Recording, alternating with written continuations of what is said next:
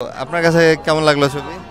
জি ভাই, আলহামদুলিল্লাহ। ছবিটা দেখতে মানে এরকম একটা ছবি যে মানে যারা বিয়ে করছে তাদের জন্য এটা মানে বেস্ট একটা ছবি হবে। মানে বুঝতে পারবে যে এটা মানে বউর প্রতি যে কত একটা ভালোবাসা। যেহেতু আমরা এখনো বিয়ে করি নাই, বেশি করি নাই, সেজন্য বউর প্রতি একটা ভালোবাসা মানে জন্মায় নাই।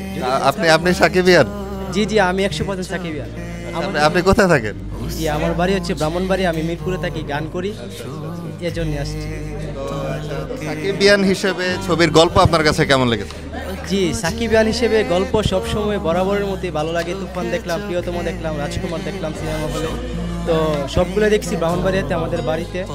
তো এখন সুযোগ হয়েছে গান গাইতে আসছি মিরপুরে, সেহেতু সাকিব খানের মেগাস্টার সাকিব খানের দরদ সিনেমা মুক্তি পাইছে, সেজন্য 500 টাকা টিকিট কেটে এই দরদ ছবি সিনেমা দেখলাম। একা ছবি দেখতে আসছেন? জি জি, আমি একাই আসছি, আমার সাথে কেউ নেই।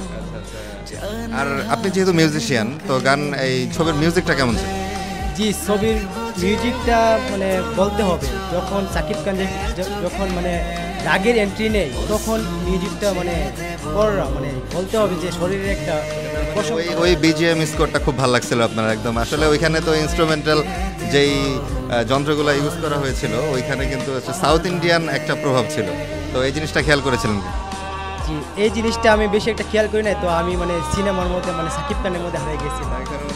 মিউজিক ভালো লাগছিল। গান কোনটা সবচেয়ে বেশি ভালো লাগছে? গান মানে এক কথায় বলবো, আমাদের বাংলাদেশের প্রফেশনাল সিঙ্গার ইমরান ভাইয়ের মানে গানটা ভালো লাগছে।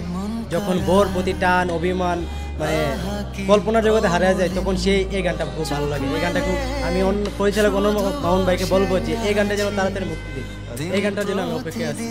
আপনিও মনে হচ্ছেন ভবিষ্যতে একজন ভালোই বউ পাগল মানুষ হবেন, কারণ বউ পাগল সাকিবের ছবি দেখে আপনি সবার প্রথমে এই কথাটা বললেন আর কি। তো সিনেমার যখন মানে প্রমোশন শুরু হচ্ছে, শুরু থেকে আমি মানে শুনে আসছি যে প্রত্যেকটা গ্রুপের মধ্যে মানে বলতেছে মানুষ নাকি বউ পাগল হবে এই সিনেমাটা দেখে। তো আমি সিনেমাটা দেখে আমি মনে করতেছি যে আমার সত্যি আমার একটা বউ আছে আমার সাথে, মানে এরকম আসলে নাই? না না না, আমার সত্যি বউ নেই, প্রেমিকা নাই? না না, প্রেমিকাও নেই, কেউ নাই। আপনিও তো তাহলে কি কল্পনায়? জি জি, আমি কল্পনায়, আমি মানে আমাদের মেগাস্টার বস সাকিব খানের মধ্যে আমি কল্পনায় জগতে হারিয়ে গেছি। মানে আমি সিটের এদিকে এদিকে মানে দেখি শুধু আমার পাশে কেউ আসছে, তো আমার পাশে কেউ নাই। ধন্যবাদ। এবং সর্বপ্রথম ধন্যবাদ জানাতে চাই আমাদের মেগাস্টার সাকিব খানকে, ওনাকে লাখ সালাম, এবং আমাদের পরিচালক অনন্য মামুন ভাইকে। অনন্য মামুন ভাইয়ের প্রতি মানুষের অনেক মানে রাগ অভিমান থাকতেই পারে, তো এই সিনেমা দেখলে আমার মনে হয় না যেতে অনন্য মামুনের স্টোরির মেকিং, ওভারঅল ডিরেকশন যেভাবে দিয়েছে ছবিটা, ওই ব্যাপারটা আপনার কাছে ভালো লেগেছে? জি জি, ওই ব্যাপারটা আমার কাছে খুব ভালো লাগছে।